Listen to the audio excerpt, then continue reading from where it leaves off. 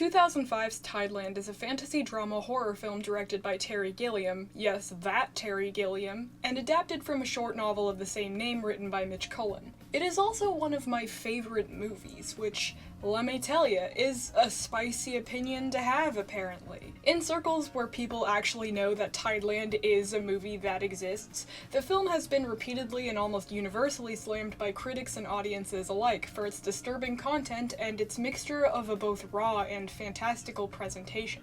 Some critics have reported being physically ill while watching it, while others have denounced it as being confusing, boring, and difficult to follow to the point of being unwatchable. Of course, just like any other film with an overall negative reception, there is a group of people who enjoy Tideland and have sung its praises here and there. But for the most part, in spaces where people actually know about it, public perception of the film remains quite poor even to this day, 2 decades after its release. And well, I think that's a real shame, because people are wrong about it. And I know that this might be kind of a wild take. After all, how could they be, in my estimate, just flat out wrong if opinions of movies are subjective? I mean, except for my opinions, of course. Those are completely objective and 100% correct and based. But in all seriousness, like unironically, in reading a lot of the reviews of Tideland, both from critics and audiences, they reveal what I believe to be a lack of understanding about what the film is trying to say, why it's saying it in the way that it's saying it, and what it's trying to accomplish by saying it. And in my onion,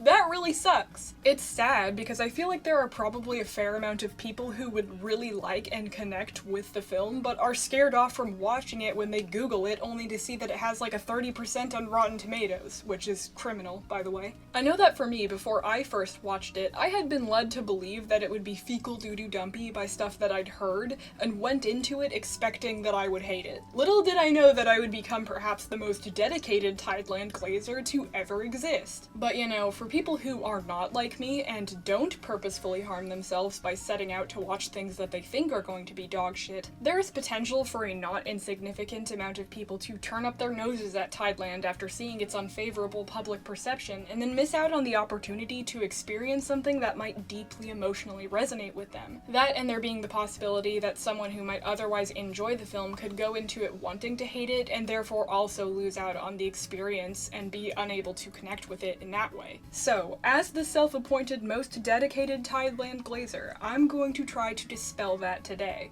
That's right. I, with my 10 whole subscribers, am going to attempt to change public perception about a movie that is 20 years old. My name is Rot, and in this video, my fellow degenerates, I kinda want to do a mix of things. I have 3 main goals. 1. To explain the themes of the film and relate exactly how the story connects with me on a personal level. 2. To parse out why audiences have such a strong negative reaction to the movie adaptation of the story, especially while the book is just chilling out here being relatively uncontroversial. And finally, 3. To hopefully convince some people to turn their opinions around on Tideland, and to encourage new viewers to give it a try. But before we even get into untangling any of that, what is Tideland actually about?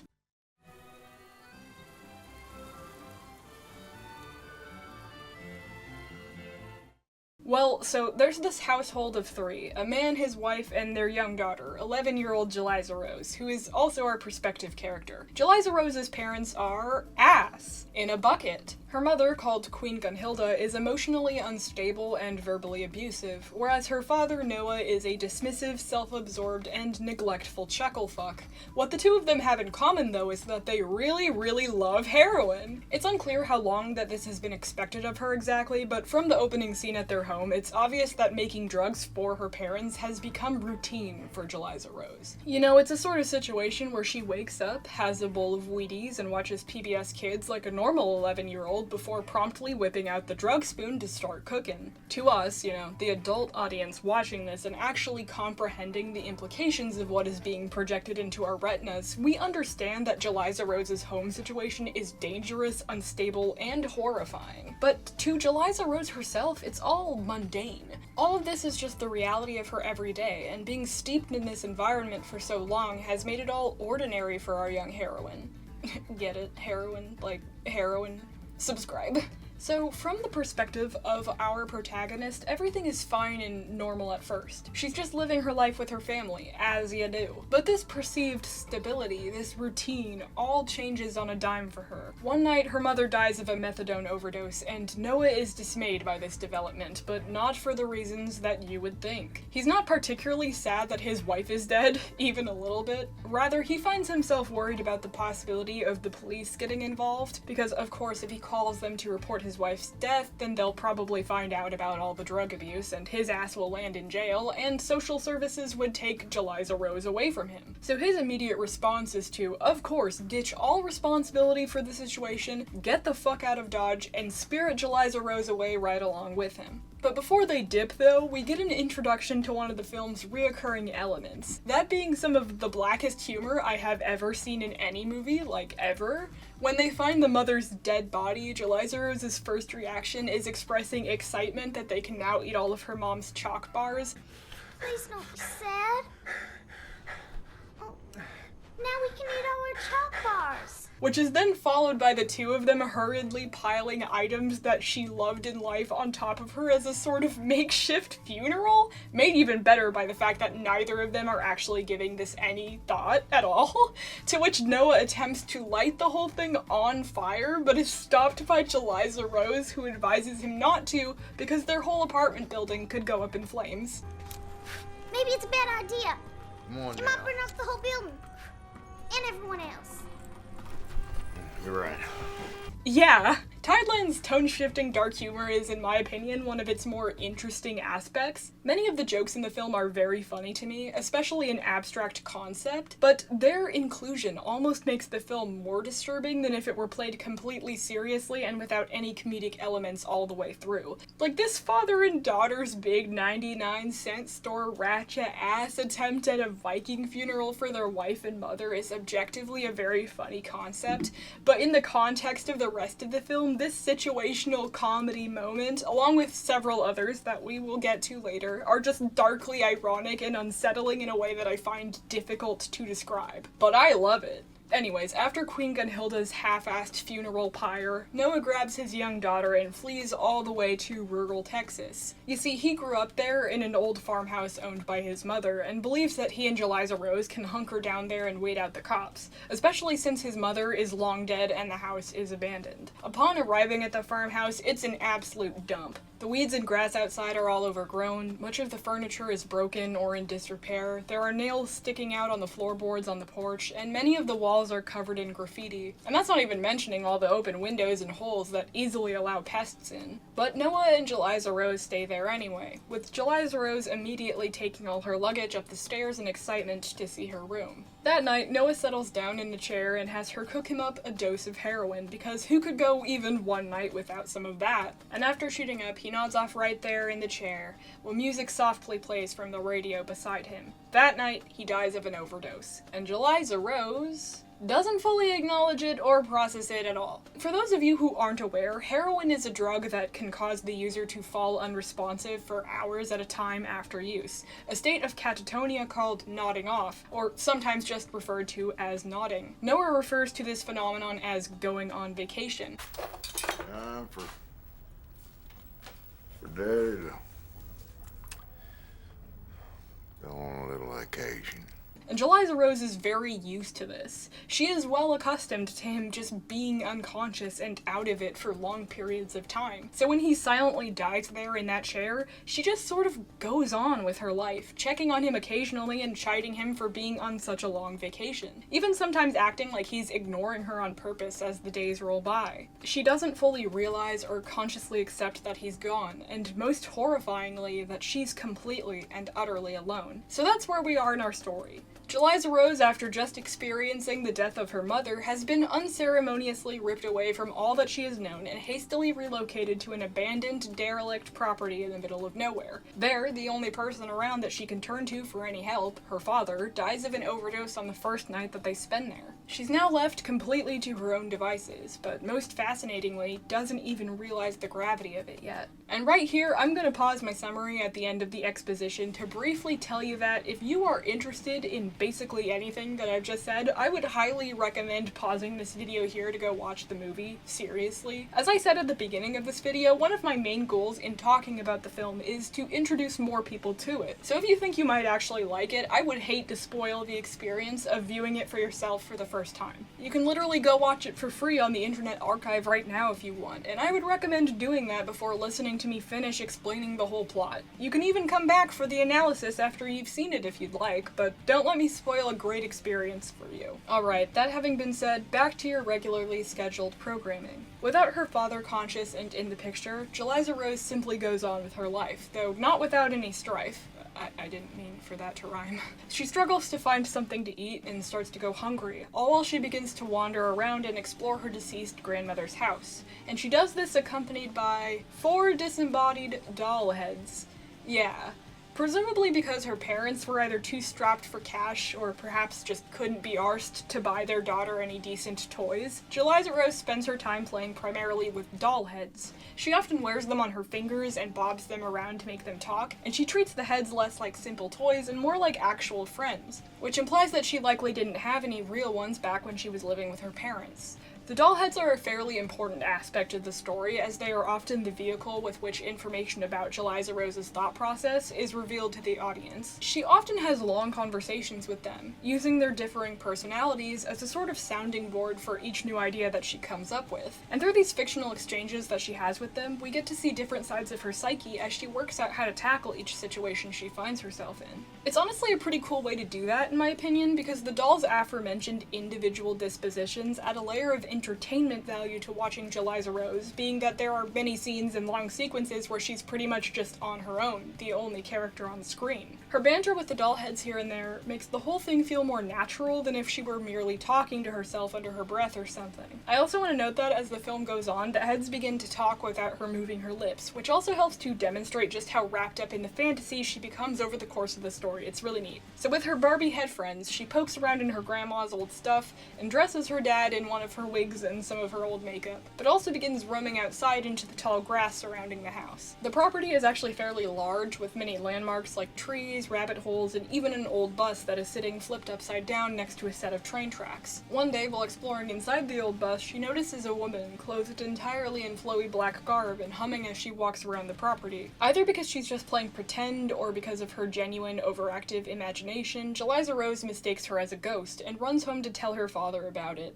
Noah is still sitting in the chair, and not looking so hot. Unperturbed, Jeliza Rose talks to him anyways, and eventually comes to the decision to appease the ghostly woman by offering her a gift, her father's broken radio. When she attempts to do just that, the woman catches her messing around in her flower bed, and it is then that Jeliza Rose learns that she is not, in fact, a ghost. In actuality, the mysterious specter is her neighbor, an eccentric woman named Dell. She apparently walks around outside in a bad Morticia Addams cosplay because she's allergic to bees, deathly so, going on a tirade about how they're nasty, evil little creatures who killed her mother. Stung in my own garden. Blinded by a bee. Revenge for destroying my daddy's hives, I say. Pour gas on them. Set them ablaze. See my daddy? He loved his bees. They loved him, I'm sure. These jealous creatures, though. Hated my mama. Pure evil.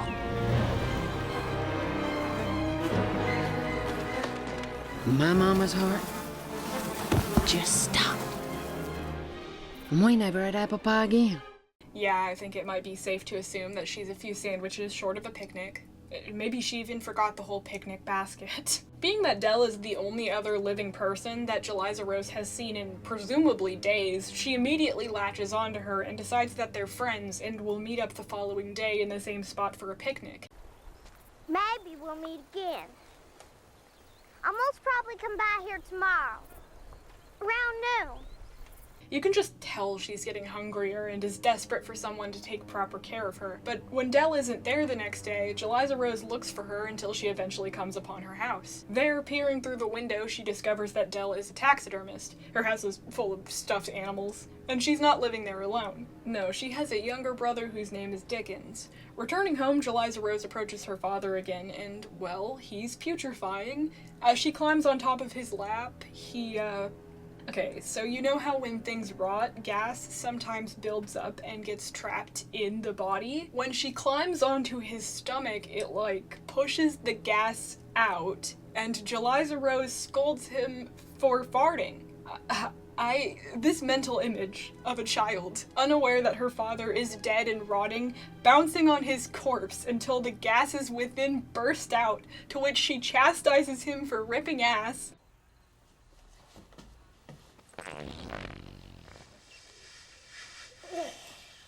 You're a real stinker. Don't say it's me, 'cause it's you. And you know it. This is a great example of one of those black comedy moments that I mentioned earlier, where it's just so horrible, but kind of conceptually funny, so you have no idea if you should just start to laugh or cry. It's at this point that Dickens shows up, startling Jeliza Rose and being scared off himself in the commotion. Once she realizes who he is, though, she follows him outside and stops him, telling him that it's okay and that he doesn't have to worry because she's Dell's friend. From there, the two strike up a friendship of their own and begin to hang out together. You see, Dickens is epileptic and is intellectually disabled, leaving him with the mental faculties of a young child, but with the body of an adult. So they just start to play together as two children would. Through this, Jeliza Rose learns that Dickens believes himself to be a sea captain battling a monster shark. This monster shark actually being the train that travels down the tracks near their houses every morning. He leaves bait out for it, which just means that he likes to put things into the train's path, notably pennies, though it is also briefly mentioned that he is the one responsible for the broken down bus, and once got in trouble for leaving it on the tracks. Without Dell's knowledge, the two begin to spend their days playing sea captain together, with Jeliza Rose developing a little bit of a crush on him. You love Dickens. No, I don't. You want to kiss the cutlass and hold hands. But he's a sissy. He's a shark hunter. He has a submarine, too. I bet some alarm bells are sounding in your brain at that. At one point, when she goes over to Dell's house to look for Dickens, she ends up seeing something that she very much should have not seen. Dell sucking off and banging the delivery guy in exchange for free goods, though Jeliza Rose doesn't understand what they're doing. He's trying to call for help. She's a vampire. Also during this time, she accidentally loses her favorite doll head, the blonde one named Mystique, when dropping her down a rabbit's hole. It is when Dickens is trying to help her retrieve Mystique from the hole that Dell comes across them playing together, and Jeliza Rose passes out in fear and exhaustion. That night she wakes up in her bed, and when she goes down the stairs, she comes across Dell and Dickens preparing her father for taxidermy. No, I am not shitting you. They taxidermize her father. And Dell, happy that Jeliza Rose brought her Noah back to her, as she says, starts to warm up to the young girl. And just like that, being that she's alone and desperately in need of one, the two slowly begin to accept Jeliza Rose into their small family. They feed her, they help haphazardly renovate the old farmhouse, and things appear to be looking up for Jeliza Rose. She finally has somewhere to belong. Or does she? This won't go tits up at all. As Jeliza Rose and Dickens continue to play together, an air of "ew, yucky, please stop" enters their relationship. While they're messing around with makeup, Dickens reveals to her that when he was really young, he would come over to the old farmhouse and spend time with the old lady there. That being Jeliza Rose's grandmother, by the way. And the, old lady would kiss him. With tongue. The old lady who lived here was a silly kisser, too. She kissed me. It was when I was little. She was my grandma. She never kissed me. Because I didn't get born yet. Sometimes she did this in my mouth. And then that was fun.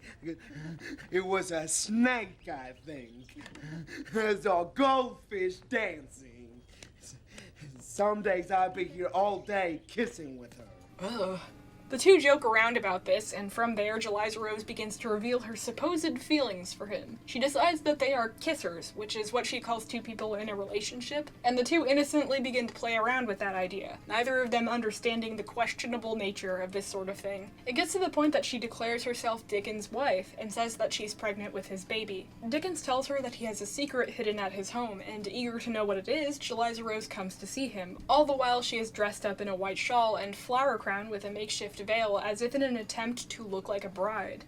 It is then that Dickens shows her his secret, dynamite, which she plans to set on the train tracks to finally kill the monster shark once and for all. The two of them are like faux kissing with tongue and climbing on top of each other in this entire scene, by the way. And although nothing seriously like rancid actually happens, it's still immensely foul and uncomfortable. Props for making me squirm out of my little pants every time I watch this part, Terry Gilliam. They hear something fall off of a shelf in the adjacent room, and when they go in to check, Eliza Rose is greeted both with the taxidermied body of Dell and Dickens' mother, as well as a sort of Noah shrine that Dell has maintained over the years, leading Eliza Rose to realize that Dell and her father were in a relationship at one point, declaring that she and Dickens do it like they do it. Ugh.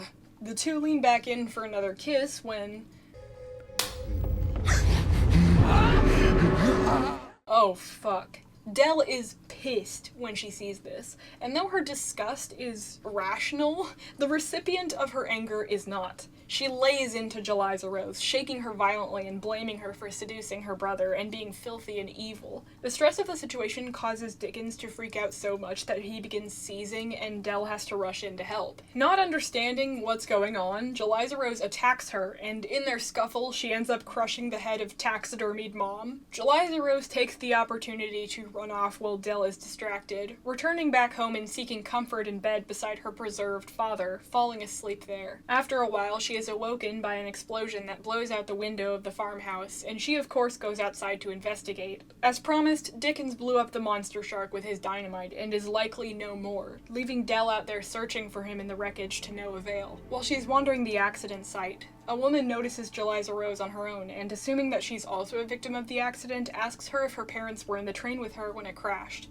And finally, it all comes to a close as the woman holds our young heroine, and Eliza Rose, disoriented, looks out into the night sky at the lightning bugs, the nightmare all over for now.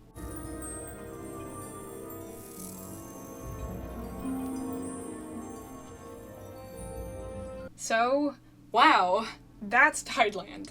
A lot to take in, I know.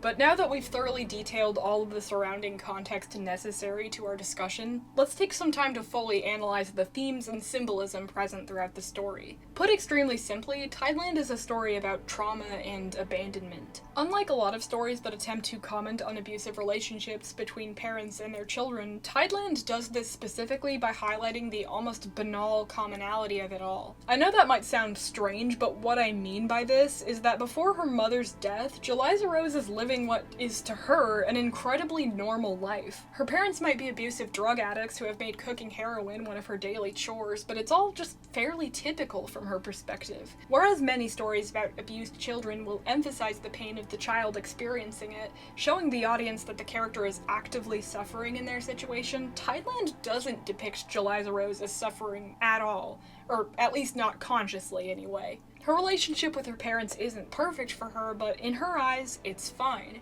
She doesn't long to get away, doesn't yearn to be saved from her situation, nor does she express any hatred or resentment to either of her parents. No, instead she doesn't realize that she's suffering in an unhealthy, unstable environment with guardians who couldn't give two shits about her. And as unfortunate as this is to say, this idea isn't exactly a unique occurrence when applied to the experiences of many real people. Sure, the average person doesn't, cook drugs for their parents until they both overdose, which in turn leaves them trapped in an unfamiliar abandoned place only to be taken advantage of by their weird unstable neighbors who then taxidermize their dad's bloated rotting corpse. Yeah, well, that's not a particularly relatable experience within itself, I'd assume. I think that a wide variety of people can connect to the essence and emotions of that story. Many people can likely relate to having relationships with their parents that they didn't realize were unhealthy and abnormal until later into their adulthood. Or perhaps they lived in environments that they didn't recognize as unstable or dangerous until later. Even though not everyone might have experience with physical or verbal abuse at the hands of a parent, most people do have experiences with being neglected, at least in some form. Especially in recent times, with the economy being so awful and the middle class rapidly shrinking. Many people have had experiences where,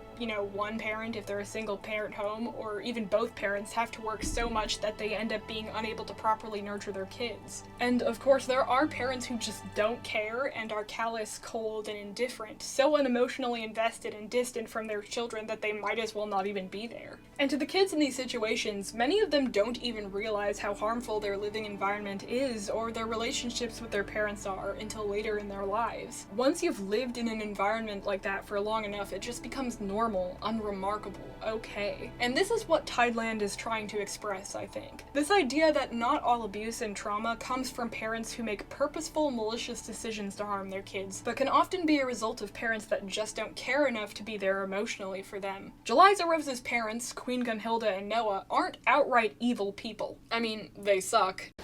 Don't get me wrong, but they don't wake up and choose to hurt their daughter because they hate her and think it's fun, or some Disney villain stuff like that. They merely do not prioritize her health and happiness over their addiction and self-interest. As an example, we see this reflected especially poignantly in a couple of scenes that I think perfectly demonstrate this aspect of Noah's character. On what is implied to be the same night that they flee from Queen Gunhilda's Viking funeral, Noah is fiddling with a radio while muttering to himself about how he needs to monitor the news to see if and when the cops find his wife's body. Jeliza Rose asks him if he'd like her to read Alice in Wonderland out loud, and even though Noah gives her the go-ahead and she begins reading, he continues to talk and mutter over her, clearly not having been paying attention to her whatsoever, even though he answered her question. The scene transitioning into the following morning further cements this lack of care for her, or anyone outside of himself really. Noah starts off the morning making a big scene by swearing loudly, being disruptive, and constantly moving in between the seats and aisles of the bus that they're riding. At one point he just starts farting, just wreaking havoc in those jeans.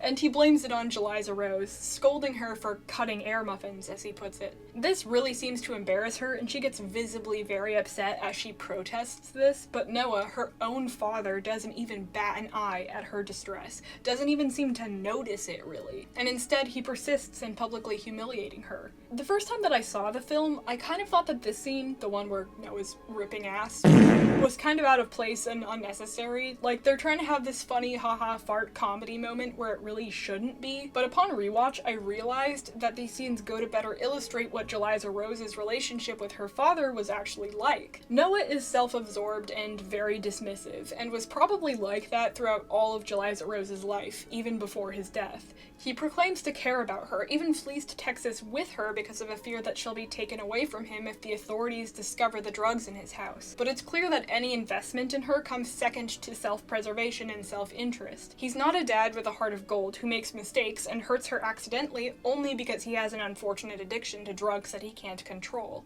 Oh no, the truth is that he just doesn't give a shit. If he actually cared for her, he would put her needs before his own. He wouldn't brush her off and ignore her every time she tries to speak to him about something. He wouldn't publicly humiliate her on the bus in front of a bunch of strangers, and he wouldn't have brought her to that rundown farmhouse in the middle of bumfuck Texas. It's neglect. More than anything else, what Jeliza Rose is experiencing throughout her life is this idea of neglect and eventual abandonment. She loses each of her doll heads one after the other, which were her only friends. She loses Dell and Dickens, and most of all, starting this cycle of her being left behind, she is completely abandoned by both of her parents in rapid succession through predictable deaths that they brought upon themselves through their drug abuse. Debatably, they metaphorically abandoned her even before their deaths. They knew the risks of it all, and continued to use because being there for their daughter was less important to them than a hit. Signs of this lack of care are also evident through the way in which Jeliza Rose understands the world. Her relationship with the doll heads is all a coping mechanism, unconsciously used as a way for her to self-soothe so that she feels less lonely and afraid in the situation. Besides that, as I mentioned earlier, the way that she talks to them as though they're people makes it evident that she likely doesn't have any real friends, and therefore no one outside of her immediate family to look to for support. And it's obvious that she has no proper guidance from her parents, which leads her to trying to make sense of things by herself, and as such, stumbling into wrong, dangerous, and and bad conclusions. Like when she decides that she's in love with Dickens and proclaims them kissers. She does not understand what love, marriage, or intimacy actually is, much less the connotations and gravity of those things on a conceptual level. She does not understand the implications, what it would mean for such a significantly older boy to be having a sexual or romantic relationship with her. She clearly doesn't even understand on a basic level what that kind of relationship is. All she's doing is presumably trying to model what she thinks she should be doing based on things that she as a little girl has been told that she should be doing societally. Hell, I think you could even make a case that her attempted seduction of Dickens towards the end of the film is brought about not just because of the societal pressure of traditional gender roles that she would have been exposed to through the media that she's seen, but also because she witnessed Dell using her sexuality to get what she wanted at a point in the film, and not knowing any better attempts to imitate that. And of course, this commentary about gender roles is strengthened when you remember that Jeliza Rose is blamed by Dell for being ostensibly the victim, the child in an inappropriate relationship with an adult, which reflects the unfortunate reality that many women face in abusive situations like these,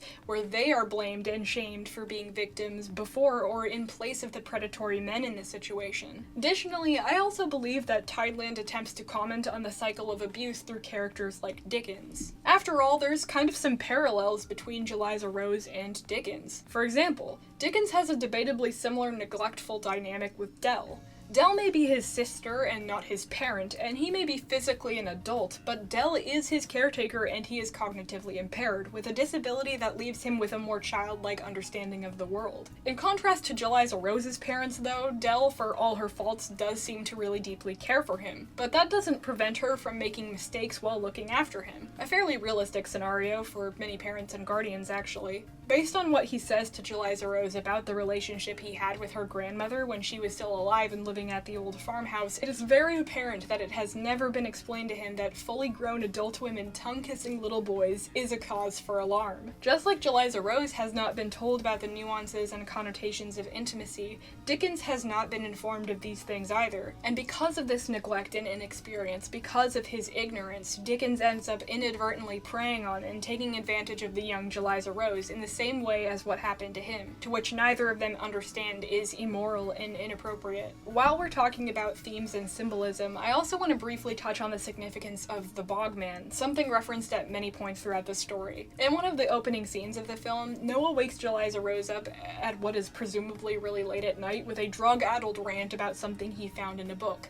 This is the Bogman, a human man whose body was perfectly preserved in a bog for 1,000 years. Well, I think it's pretty safe to say that the Bogman is a clear bit of foreshadowing to Noah's eventual fate, becoming preserved in a similar fashion to the Bogman, just through taxidermy instead. I also think that this constant imagery of stasis could be applied to Jeliza Rose's mental state. Throughout the film, Jeliza Rose escapes from the horrors of her life by retreating into fantasy, shielding herself from having to accept or acknowledge the reality of these situations that she finds herself in. And as such, just like the Bogman, and just like the taxidermied animals, and people, she finds herself stuck and frozen in time, neither processing nor moving past the things that are happening to her. To take this a little bit further, I think that you could also maybe interpret this stagnation as an omen. Childhood trauma, especially early childhood trauma, can deeply affect and color someone's perceptions of the world because their brains, as they grow older, develop around it.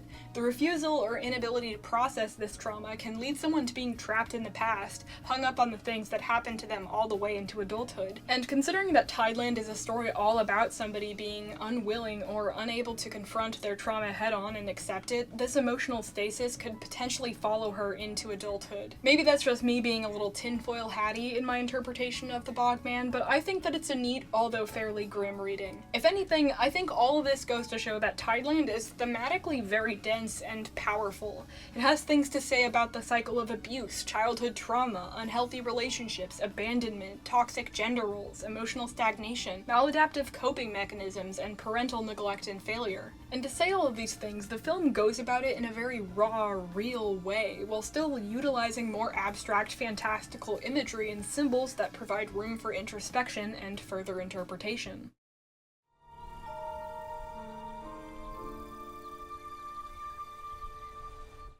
That all brings us to our main thesis of this video. Why, with themes so rich, a main performance so fantastic, a story so impactful, Why is Tideland so misunderstood by the general public? That was my immediate thought while the credits rolled for me after I finished it for the first time. I mentioned this briefly at the beginning of the video, but after I finished the movie, I immediately went out to read reviews, desperate to know why such a powerful movie was so widely hated. And in doing this, I discovered that the biggest complaints levied against it were key to understanding the answer. These complaints being that it was boring, confusing, and disturbing. But is Tideland boring? Whether or not you find yourself bored by a piece of media is entirely subjective, especially being that we're currently in an era of attention spans where you feel like Stephen Hawking every time you can finish a YouTube video without checking your phone. So I can only speak for myself when I say that for me, I'm glued to the screen each and every time I watch it, and I've seen it like 6 times. But even moving away from my own subjective opinion, there are many movies similar to Tideland in being non-action-packed films, quieter and slower and more introspective experiences, while not being nearly as critically canned. Is Tideland confusing?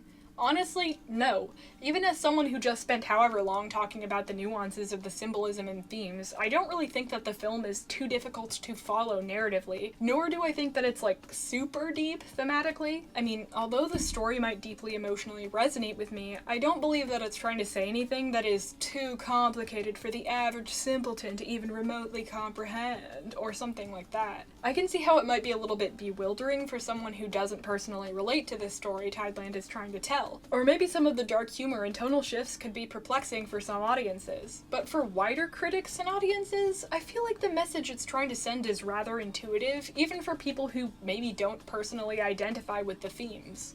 Is Tideland just too disturbing for mainstream audiences then? Could it just be that people find it distasteful because it touches on themes of child abuse, and child abuse is of course universally not a thing that people like to think about? Well, as far as disturbing films depicting child abuse go, I've seen many that are much more explicit both in imagery and gratuity when it comes to covering such a topic that aren't so widely despised. This is all not to say that critics of Tideland are lying when they say that, in their opinion, the film is a boring, hard-to-follow, disgusting mess. I don't doubt that they genuinely feel that way. What I am trying to say is that a lot of this criticism that I've seen levied against it isn't particularly strong outside of a very narrow and subjective sense, at least in my opinion. Especially the bit about them being mad that it's quote-unquote too upsetting. It's a fantasy horror drama, guys. Of course it's horrific and upsetting. That is quite literally the point of the horror genre. I mean, it's one thing if you just don't like this kind of movie, but to write it off as objectively bad because a horror film made you feel disturbed is just kinda silly. It's a bit of a Sub-Zero-ass take for me, I'm gonna be honest. But I'm getting a little bit ahead of myself here. I think taking this consensus about Tideland's quality at surface value is too simplistic and not the whole story about why people have such a visceral negative reaction to it. I mean, look at the original novel by Mitch Cullen. I actually read it for this video twice, and I can tell you that the stories are pretty much identical. There is some extra content in the book, of course, as there often is when it can't all be fit into a film adaptation organically,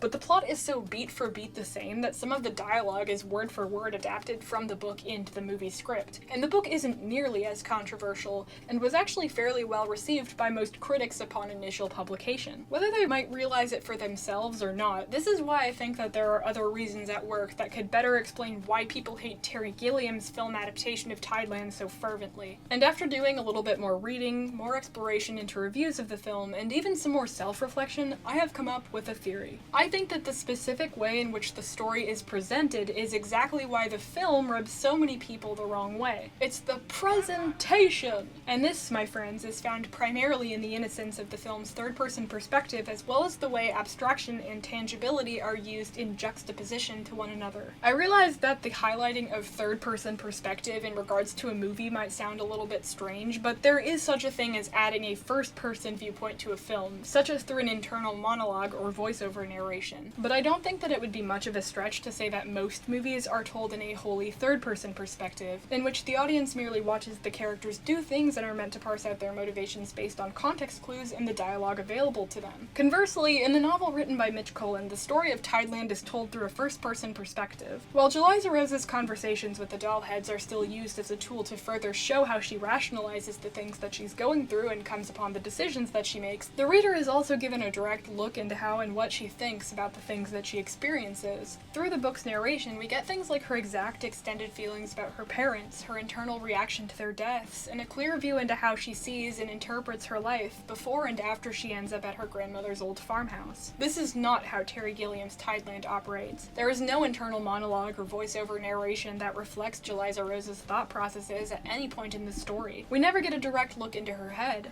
and because of this we lose certain bits of information. Lost information that paints Jeliza Rose as significantly more innocent in the film than she is in the source material. To explain my point, I specifically want to highlight the opening chapters of the book versus the opening scenes of the film. In the novel, it is made very clear to the audience that Jeliza Rose is acutely aware that her parents are drug addicts and that their drug addiction is a dreadful thing that threatens their life and, by extension, impacts her life negatively as well. There are moments where we're told that she resents them for it and that she knows her home situation is not standard or normal compared to other kids her age. She especially hates her mother, merely uneasily suffering her presence and her verbal abuse.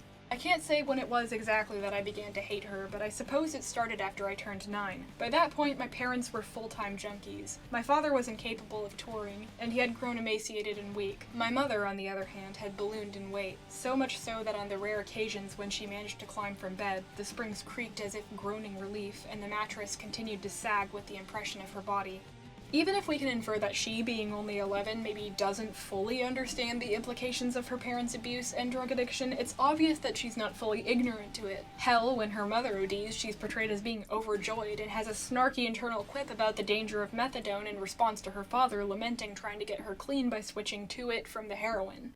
So on the afternoon she turned blue and died of respiratory failure, I skipped around the living room whistling the theme from Sesame Street, the happiest song in the world. The methadone killed her, my father said, looking haggard and confused on the couch. I should have kept her on junk, just cut her daily dose and kept her on it. Junkie logic. With the hope of finally getting clean, he had traded the Buick for pills, though he understood that methadone was more addictive, more dangerous, and more deadly than heroin. Bringing his hands to his face, he said, "Now she's dead, and I don't have a car."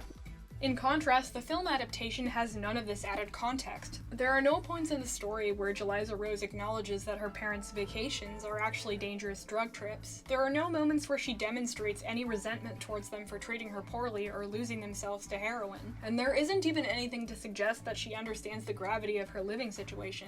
To movie Jeliza Rose, it's all normal and fine in her life, before and after the deaths of her parents. And I think that's what really bothers people about the movie, right? This innocence, this ignorance that Jeliza Rose exhibits in response to the cruelty that she's continually surrounded with. This imagery, this feeling of a happy little light being snuffed out by the world that surrounds it. We, the adult audience, can effectively comprehend the horrors of what is happening here. We understand why the things that happen in this movie are either morally reprehensible or deeply upsetting, but the main character is too young and inexperienced to do the same. We sit there and watch in abject terror as tragedy after tragedy befalls her, wishing so desperately that she could be able to understand what we do. I think that a lot of people who hate it make this mistake going into the film where they believe it's going to be some sort of phantasmagorical commentary or representation of child abuse, neglect, and trauma, but it's just a very real one. It's raw, it just drops you in and lets it all ride. Yes, there are some fantastical visuals and hallucinatory moments, but these are all in Jeliza Rose's head during moments where she's playing pretend. The actual neglect, abuse, and horror in her life is not at all shielded by abstraction. Terry Gilliam simply puts it in front of you and allows you to experience it for what it is, while Jeliza Rose interprets these events differently in her own mind and therefore doesn't react like the audience does. A lot of critics have stated that they hate it so much and that it's disturbing because it's just a long gratuitous string of child suffering, but I don't subscribe to that view at all. I think that this might be the wrongest way to describe it actually, because really the movie is not about child suffering. The focus of the story is not Jeliza Rose being in pain, not at all.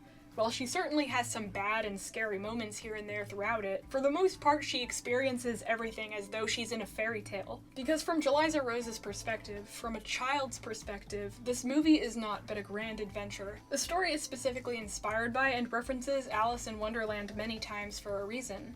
Jeliza Rose is, in her own mind, Alice falling down the rabbit's hole and making her way through Wonderland. We know that in her future, Jeliza Rose is likely going to be deeply traumatized by all the things that happened to her at that rural Texas farmhouse, and even before that when she was living with her drug-addicted parents. But she doesn't know that yet. The realization hasn't yet caught up to her. Even in the final shot where she's looking bewildered at the wreckage of the train after all of the horrors that she's just experienced, the realization, the true understanding of everything that has just happened to her has not sunk in for her yet. And well, we never get to see it sink in. Because Tideland is not a story about a child suffering. It's about a child psychologically surviving suffering by retreating into fantasy. Tideland is not just about childhood trauma at the moment, but it's also about childhood trauma's effects on us as adults. It's a fascinating movie, truly, and I think that its honesty is what makes me personally feel so seen by it.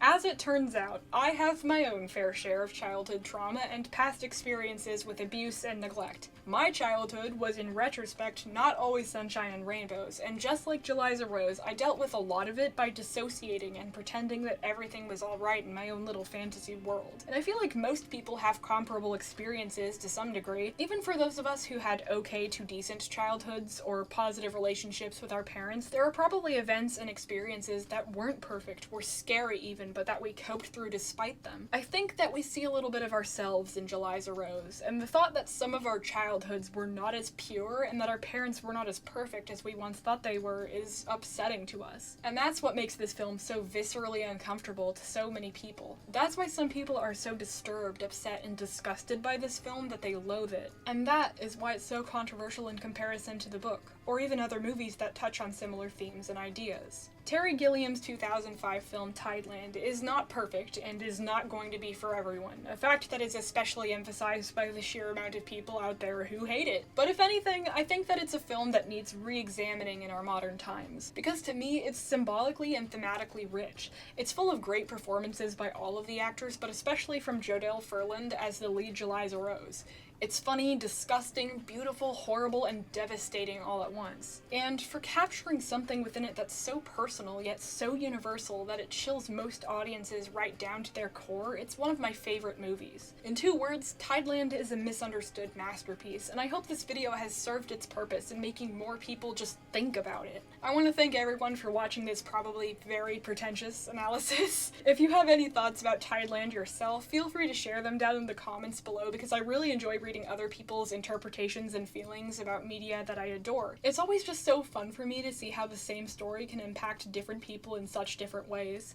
This video will probably get hella demonetized based on, you know, the subject matter. Literally all of it. I'm considering making a proper Patreon or something at some point in the future, but as for right now, if you want to support me, I have a Ko-Fi and other social media where you can follow me if you want, wink wink. But with all that said and done, I hope you all have a great rest of your day. Make sure to subscribe on the way out if you would like to see more content from me like this. Anyway, thank you, bye!